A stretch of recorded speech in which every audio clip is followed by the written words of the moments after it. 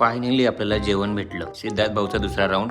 पंकज भाऊ खाण्यात व्यस्त. बाजूला कोण आलं गेलं काय फरक नाही. पप्पाचं जेवण होऊन 1 तास झालं. मुलाच्या जेवणाची वाट बघतो. तर सुप्रभात मित्रमंडळीनो, आपण चाललोय सेकंड राऊंडला. पहिल्या राऊंड मध्ये जेवढं भात बसला तेवढा घेतला. थोडीशी पोटात जागा होती म्हणून आलो. काकाच्या डोक्यावरचा एक जरी केस इथं भेटला तर मी देवीच्या पाया पडा येणारच नाही. बरं झालं नाही भेटला केस असणार तरी कसं. जेवलं, थोडं वॉक केलं, दर्शनाला लाईन. दर्शन झाल्यावर पण लाईन बघायची तुम्हाला. हे बघा, एकविरेचे दर्शन कसं घेतील काय माहित काका. स्वतःना त्रास होतो ठीक आहे, पण नातवाला तर पहिला घेणार खांद्यावर. जेव बाळा, अजून वजन वाढव. देवीचं दर्शन पद्धतशीर झालं, भंडारा पद्धतशीर झाला. नंतर गेले बाबाचा टिक्का लावायला. ओम धन दौलताय नमः.